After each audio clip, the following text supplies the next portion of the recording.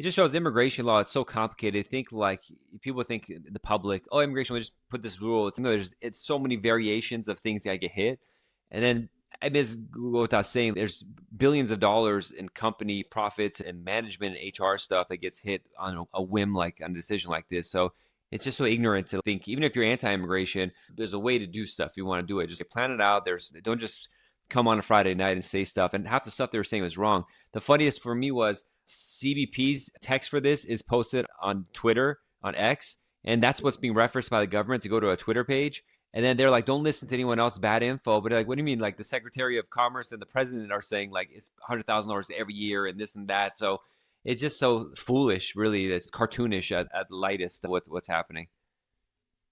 Same with, what is it, the Rapid Response, which is the White House's social media page. They're also posting it on X. And the press secretary from the White House, they're continuously posting explanations.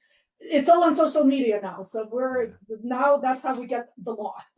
Yeah, at least have it on the government page or something so we can rely on it. Because if social media, when the press secretary says it, it's still you can't rely on that. It's a secretary put a secretary. If it was DOS, maybe we could do it, but it's a weird situation. How's do you guys have? We only have a couple H-1Bs at our firm, and so it wasn't that crazy. I had a couple of consultations on H-1B for people, for example, who their I-94 expired with their passport and they didn't notice it. And so then they just noticed it like on Friday and they called me up. What's going on? I'm like, you can do nunc pro tunc or you just leave and come back in. But then this happened.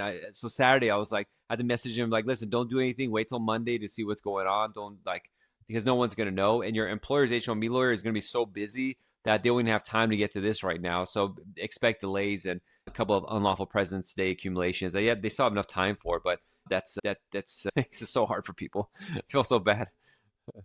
Yeah, so there's a lot going on. I think that I handle a lot of physician cases, and in situations where a physician who's on a J1 visa transitioning to an H1B through a J1 waiver of the 2-year home residence requirement, I do have a couple of those situations now that I'm handling where the J1 waiver, there's just not enough time to change because the waiver takes so long to change directly from J1 to H1B. These physicians have to wait in their home country until the J1 waiver is approved, H1B is granted. This would be an example of a new H1B that's subject to this $100,000 fee. So these hospitals, some of them are private clinics in medically underserved areas, or maybe academic institutions that are hiring these physicians, again, to work in medically underserved areas, are going to have to deal with this and either pay or miss out on these physicians or try to apply for a waiver of a national interest exception,